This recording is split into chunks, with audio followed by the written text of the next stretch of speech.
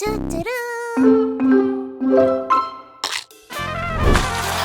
everybody, and today we're packing up! Congratulations! You've just graduated, or malay ko, mali yung timeline ng school nyo. Do you feel the pressure yet? Because certainly do. Let's talk about how you can release some of the tension off your shoulders. Katingko style. Katingko style. Well, ito naman. Ito yung issue. Sagasa dito, sagasa doon. Ba't walang bollard dito sa kwarto mo? Sagasa everywhere. So what's this current epidemic we're facing about drivers who don't know how to be careful? Is our public transport really safe in line with yung bollard not working? Can we really ride with the peace of mind? Kaya we'll share our suggestions on how you can ride a bit more safely, I guess. Yung isa pang good news, mga celebrity na politicians, tibag! Hep hep! Hep hep! Hep hep! Bigyan ng statement of concession yan! Bigyan ng 5,000 votes din lang yan! Kaya, let's talk about yung surprising turn of events this past election. And here is the best and the worst of the past month. Wrapped up in siguro 15 minutes or less. Disclaimer, check terms and conditions. Promos apply. Yeah. So let's do the wrap-up show!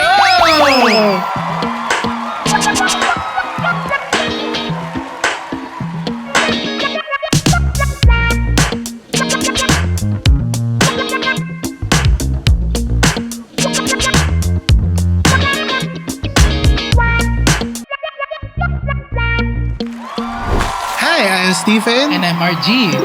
Oh, sorry, tutuloy ko pala yun. And welcome to the very first episode of the wrap-up show. So ano ba itong wrap-up show? Baka tinatanong nila, magbabalot ba? Sharon ba tayo? dito? Speaking of, Sharon, very relevant. Manalo yung asawa niya. Yes. Anyway, congrats.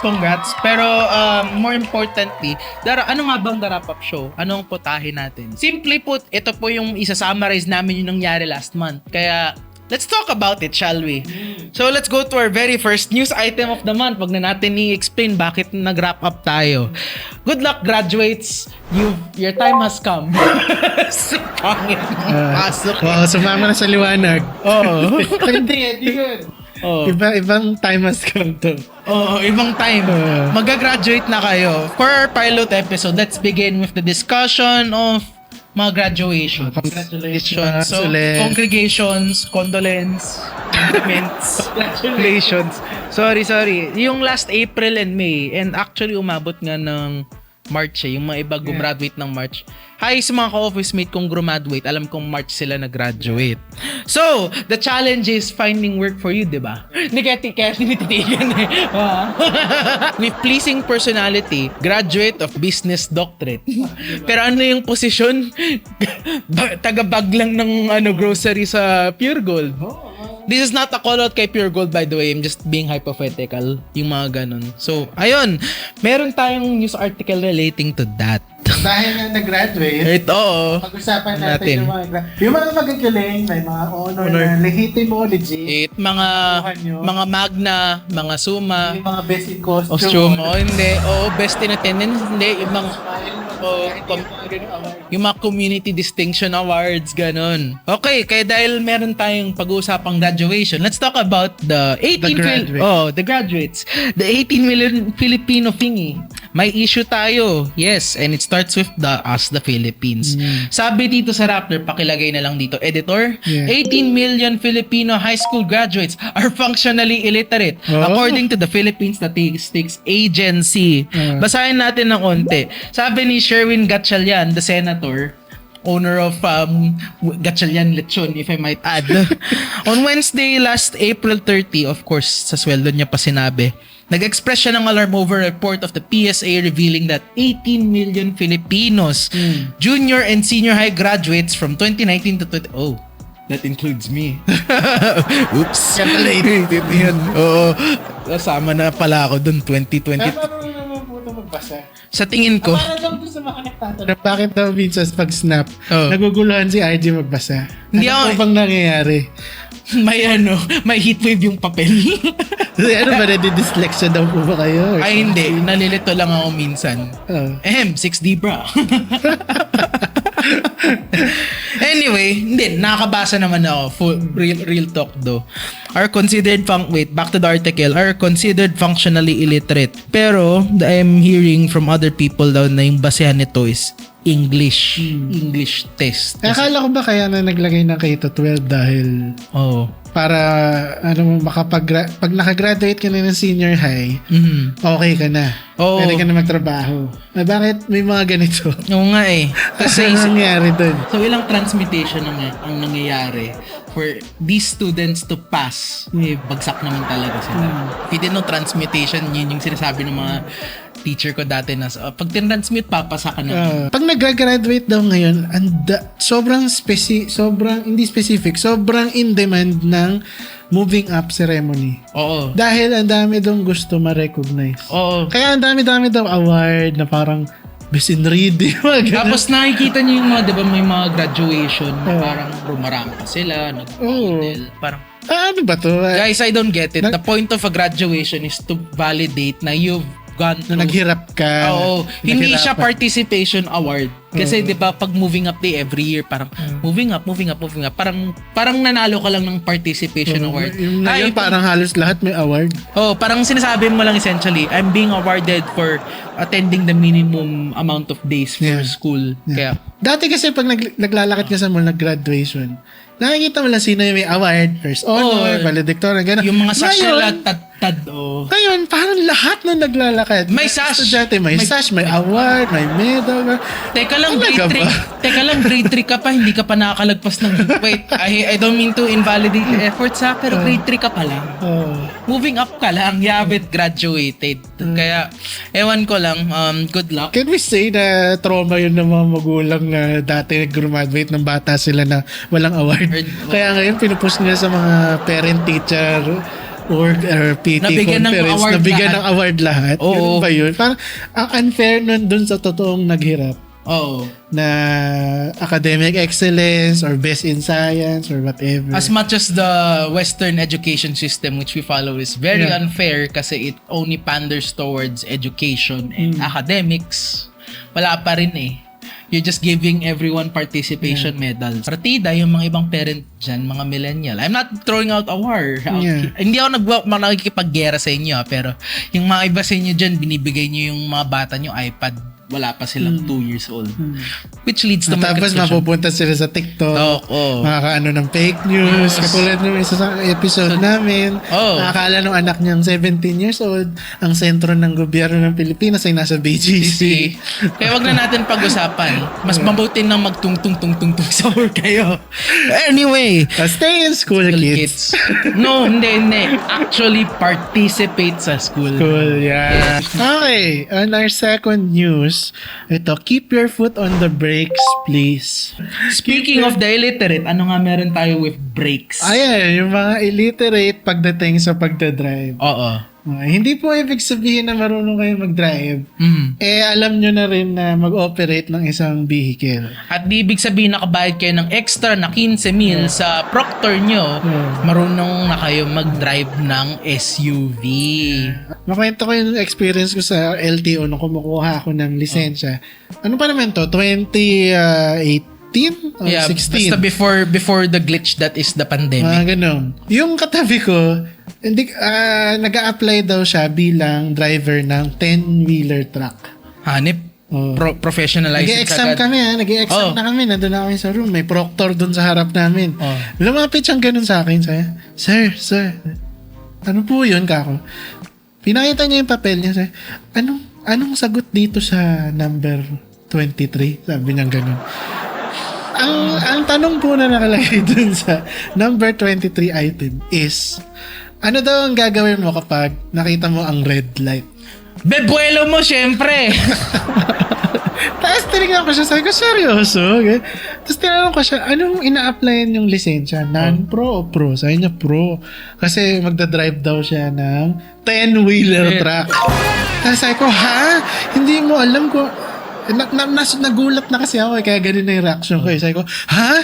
Hindi mo alam kung anong gagawin mo kung nakapula yung ilaw na nakikita mo. Tapos 10-wheeler pa yung sakay mo, ha? Kasi daw sa probinsya nila, wala daw yung green, red, yellow. Hindi pa rin eh. Parang hindi. 2018, lahat ng mga probinsya, may mga red light, lalo na pag gitna, yung mga bayan, mga commercial center, ganun. Pero ewan ko sa kanya. Anong gagawin mo pag red? Di ba pag red, dalawa lang ibig sabihin nun pag color theory eh. Either magugutom ka o matatakot ka. Pag may red sa dugo, anong gagawin mo? Didilaan mo? Tatapusin ko lang yung kwento. Sige, go lang. Alam niyo kung ano nangyari doon sa nag-exam na yun? Siya ang unang nagkaroon ng lisensya pa. Yung card ha, habang ako pina-retake the same day. Kasi may mali daw ako. Non-pro lang kotse lang i-drive ko. Partida yung dati mong kotse, hindi lalagpas ng 1,500 kilos. Banza lang yun eh. Oo, kalaganapan ng mga fixers is because of the drivers who know how to drive but do not know how to operate their vehicle. Okay, dalawa to. Naka-fixer nyo yan. Dalawa to. Hindi lang iisa. Let's start with the SE-Tex incident. Bakit? Kasi yung nabangga, hindi siya nag-slow down. Nung padating na sa toll plaza. Tapos there are other news reports saying na nakatulog siya. Tapos, ewan ko you can't even laugh at it. Yung biruin mo yung nawala ng buhay, dalawang magulang. At yung nabuhay pa, yung anak lang. Such an unnecessary death. Tapos, in my opinion, having driven up yung North quite a few times, SE-Tex is the least expected place na magkaka-accidents ka. Having done long drives there. Ewan ko Tapos sa naiya naman. Pumalya yung bollard. Pero even then, you'd think, no, ba't ka bebuelo? Straight into yung, what would be the sidewalk. Dapat yung driver naman nun. Din siya, aware siya kung anong inaapakan niya, anong ginagawa. Kaya nakahinto siya kita sa video Nakahinto siya. Dapat ni-neutral niya. Tapos kumadyot pa yung dalawang beses bago dumire-diretso. Ang preno ang una mong tatapakan. Hindi gas. Lalo na pag matic. Tapos sinabi ko, Dad, kung manual yun, alam mo, kakadyot lang yun kasi mag-stall din yun. Yeah. Just remembered my third incident pala. The 6 hurt in EDSA Quezon Avenue tunnel crash. Yung alam mo walang namatay. Oo nga ang bilis yung biruin mo nagkaaway-away lang kayo, ano ba problema mo? Bog! Malaking bus. Kasi yung dalawang UV Express tumigil, nagkagit-gitan or something. Simple lang, minor, very minor. Magkigit-gitan pero wala, pintura lang naman yung matatapat na problema doon, diba? Ngayon, itong bus na paparating doon sa same lane. May motorsiklo pa lang na involved pala. Hindi ko mag-gets ko ano yung involvement ng motor Hindi, siguro dalawa, na domino effect. Nung gumanon na yung bus. Hindi, yung unang van, natamaan niya yung isa pang UV at motor. Kaya medyo malala. Kasi what do you call this? Nasemplang yung motor. Okay. Tapos ngayon, itong bus, na paparating. Ano ba problema mo? Bug! Ngayon, panood ko yan sa TV. You cannot make this up. Talagang, ano ba problema mo? Bug! Gulat sila, sinagasaan ng bus nung ang bihira. Tapos ang sabi ng bus driver, di daw niya kasi nakita. Wala daw kasing early warning device. Ikaw ba pag nabangga ka, magsisend up ka pa ng triangle? Diba? As in, bagong bunggo, maglalagay ka ng early warning device. Gets ko kung tumirik yung kotse mo, nasiraan ng transmission, na-flat ka. Pero nakabunggo ka ng dalawa, ba't ka pa maglalagay ng early warning device? Saka tanghali yan Hindi madilim sa tanghaling gitna tanghaling tapat yan. Tapat pala. Meron niya ako nakita ng screenshot. Galing kay Jazz Torres. Nakalagay, I was the first in my class to get a driver's license when I turned 17. My dad made sure that I went through the proper training under an LTO accredited school despite plenty of our friends offering to just teach me themselves. Maraming ganun, di ba? Mga kaibigan offer. Yeah, she continues, I put in the hours and hard work and it felt like such a huge achievement when I finally passed my test because out of 9 people, only 2 of us had passed the driving exam. Yes, it was difficult. I think dun sa anong year to? Baka wala dun yung truck driver na kasama ko. Naiingit ako, madaming mo bumagsak. Yun niya Kasi stringent, ibig sabihin medyo stringent pa yung proctor. Yeah. When some of my schoolmates found out, they wanted to get theirs as well. But to my surprise, they got theirs immediately. How? Sabi nila binayaran na lang daw sa LTO. No driving school. Oh my God. No Fixers. tests. No appearance. No appearance Rans. din Except No show, sa biometrics. That's it. May sasakyan nga namin Oo. Nakahinto kami, di ba? Nakadalawang palit na nga kayo ng sasakyan, di ba? ng- Dahil sa kamote. Oo. Nakahinto as in traffic na traffic. Oh. Dead Tapos stop. bigla, dead stop. Kinento niya to sa akin, by the way. Tapos biglang bag. Ano ba yan? Ano ba yung paa nyo? Hindi, yung cambio nyo, hindi nyo nilalagay sa neutral or ano? Oy, mind you, dalawa yung nakabunggo sa'yo, parehong nakamatic yun, ha? Oh, Walang tapos kahirap-hirap. turbo pa yung ano nila, yung makina nila. And yung nakakatawa, it happened on sa dalawang different na kotse niya. Oh, And in the same 3 spot years pa. apart. Oh. The same street, the same spot. And the same, yun, damage sa Oo, kotse. sa kotse, the rear. Na rear Traffic rin pareho pagkakataon, di ba? Kaya pambihira, ano pa naman kayo? Oo. Nga pala, speaking of safety, gusto ko lang i-shout out yung Toyota Avanza. Hindi ko nakuha yung plate number mo Kulay silver, nagdadrive kami kahapon. Alas 12:30 sa may Boni Serrano, sa tapat ng Camp Aguinaldo. Ang bihira ka, muntik mo pa kami mabangga ulit sa gilid. Kahapon, nag-drive ka ng... Kahapon. Parang Ingat kakabalik ka. ko lang sa opisina. Parang very familiar. Kasi nasa Boni Serrano din ako. Serrano sa may Camp Aguinaldo. Aguinaldo. Pababa ng Pamarikina. Pamarikina, tama. Kulay silver, Toyota Avanza. Hindi yung Avanza na bago yung luma. Parang yung nabunggo. Pasalamat yan, hindi ko nakuha yung plate number. Paano pa yung mga Public. nagdadrive ng public? Mga professional. Kaya meron tayong nakita Ang screenshot ito. Ano ba sabi dyan? Ang post says, TLDR, it's basically a blessing, a miracle, everything divine in intervention, whatever. Divine intervention na makauwi ka ng buhay from a public commute. Yeah. And it's pretty obvious why. Kasi may kwento ako, naalala mo yung nagkabungguan sa bus lane? My brother was part of, hindi yung bus niya, pero dahil Naipit yung bus niya. oo, as in kinailangan atras. Yeah. Akala namin parang okay, but late siya umuwi. Tapos sinabi niya, nagkabungguan, 4 na bus. Tapos nalaman lang, Bus lane na yun. bus lane. Tapos nalaman na lang namin the following morning na, oh my God, ang laki ng bunggo. Hindi, tumagos sa bus lane ata yung accident. Kaya, ayun. So, it is a miracle that you go home safe kasi madaming nangyayari on the road, on the daily. I mean, even some Grab drivers, grabe, ang bilis magpatakbo. Hindi nakaalalay sa preno, nakaalalay sa gas Tsaka sa busina. Pit. Kaya talagang miraglo na lang if you go home. Kaya there are many times a day, kasi being a commuter, parang, will I go home safe tonight? Or may magkakapaltos lang ako? Or wala na ba akong ulo the next hour? Tsaka kahit ikaw yung maingat, pag yung iba mong kasama sa kalsada, hindi maingat, wala rin. I give you an example. May dumaan na na ambulansya. Anong kasunod ng ambulansya? Ano nga ba? Ay, mga kamag-anak ng nakamotor. Bira. Kaya lagi pag may narinig ako yung wow. Tapos sasabihin ko, yan na yung mga kamag-anak. Nasa ambulansya. Ay, ano lang yun, joke lang yun. Pero kasi cases, parang sila yung kamag-anak na nakasunod talaga dun sa ambulansya. Hindi, yung mga loko, yung mga kamote, mas malala yung mga kamote na nakasunod dun. Kasi di na nga kamag-anak, makikisunod pa sa mga ambulansya. Makikita mo, may Jollibee Pizza, Grab, Panda. Ang dami Ano pa, i-deliver sa ER yung chicken joy nyo? Naalala ko, may nagpakita sa Facebook, di mo talaga maipipilit yung right of way. Nakakatakot to. Oo, hindi kasi talagang hindi sudden reminder talaga. Hindi mo talaga maipipilit ang right of way dito sa Pilipinas kasi walang nakakaalam sa konsepto ng right of way. Ay, nako. Too many things to deconstruct. Kaya para sa mga nanalo nung nakaraang eleksyon, good news! Ayusin nyo yung ganyan, yung public transport. Tsaka yung mga pag-a-apply sa LTO. Kung kailangan nyo higpitan nyo. Hindi yung katulad nung may driver na kasabay ko. 10-wheeler, imaginein mo kung nagdadrive siya ngayon. Anong gagawin pag pula yung ilaw? Ay, hindi. Bibuel ako. Naka 10-wheeler kasi ako eh. Ihataw mo.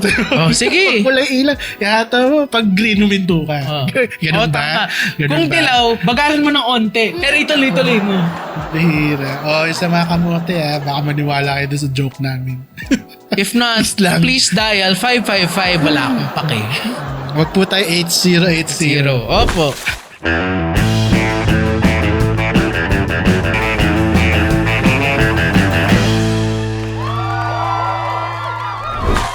Kaya sa good news naman tayo. Mga celebrity na lalaglag sa election. Medyo namulat bang mga Pinoy? Nakaganon nga daw. Hep hep! Hooray! Hep hep! Hooray! Bigyan ng 45 million votes ang isa dyan. For our good news, let's start with nakapasok sa ang Kibam. If you're still under the rock, it's Bam and Kiko. Senator-elect Bam Aquino, Senator-elect Kiko Pangilinan. Congratulations. Sa Magic 12. Na mind you, totoo lang, may hot take. Alam kong mananalo na sila. Pero I wasn't expecting them to hit 2 and 5 at the same time. Kasi sa survey, sobrang baba. As in, sobrang sa school surveys, sa mga local surveys, national surveys, ang baba. Pero sa isip ko lang naman, let me add in my personal opinion. May certain level of umay na yung mga Pinoy as to voting senators, kaya siguro nanalo sila. Not to mention, versus the 2022 elections, mas maraming Gen Z ng voters versus 3 years ago. Mas malaki, yay, Gen Z, mas malakas na yung fighting force natin. Kaya nanalo ang Bam at Kiko. Also, we have to congratulate sa Congress naman si Attorney Chel Jokno at Attorney Laila De Lima for snagging seats with their parties. Hello, mga children! Hindi, pero seryoso, ibig lang sabihin nun, free legal assistance. Pero might I add my own hot take? Can I? Yes! Sure. Apaka-disappointing na sobrang lapit lang ng gap ng Akbayan at Duterte yun. I'm not even kidding, 300k votes. Yun lang ang diferensya nila. Guys, onting mulat. Imulat yun yung kabila yung mata. Ano yung tawag dito? Yung may bits sa mata paggising mo. May muta? Oo. Pakitanggal yung muta sa mga mata Hilamos ninyo. kayo. Hilamos. Onting halamos. It's good news kasi... Dadagdagan ko lang yung good news. Nung bumoboto ko, halos lahat doon sa butuhan namin, nagbabasa ng about kay Kiko tsaka kay Bam. Nakaka-impress lang. Nagre-research yung mga ewan ko sa ibang presinto. Pero doon kung saan ako boboto, may cluster kasi ng 5 presinto doon. Lahat ng katabi ko, tsaka nung lumabas ako, nakikita ko, zoom in nila sa cellphone nila or may hawak silang papel. Ng Kiko, ni Bam, ano yung nagawa nila. Kaya, yan po ang iboto natin, yung mga ganyan. Diba? Pero, wag yung mga magsasayaw.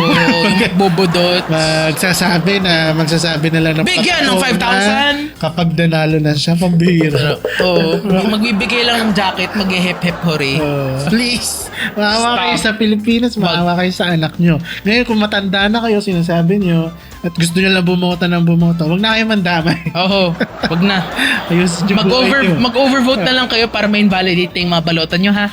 Anyway, for runner-up lang pala, we have to congratulate, though they didn't win, sila Heidi Mendoza, si Liza Masa, Arlene Brosas, si Kadaning, lahat yun millions ang boto. Now granted, they did not win, pero it's a huge statement when you figure out yung mga underdogs like them reach millions. May moment. We shall leave them muna with 2028, galingan nyo yung mga Pinoy, ha?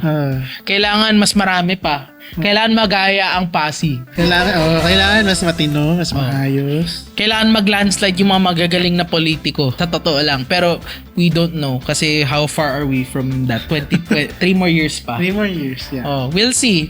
Pero galingan nyo, ha? Kasi we'll do our part, gagalingan namin. Let's welcome development. And yes. Use your head. Please. Kahit yung frontal lobe lang. Kahit frontal lobe lang. Anyway, that's been the best and the worst of the month. Mostly worst for this month. Delivered to you in 15 minutes or so. Parang sagad na nga eh. Parang sagad na nga eh. Don't forget to leave us your thoughts in the comment section below with the hashtag #WrapUpThoughts and we will read it on the next episode. Kung meron. Kung wala, mag-invento na lang yung kape. Joke. Anyway, that's it for episode today. This has been Stephen. And this has been RG. And we will see you again next time. Mag-ingat kayo dyan.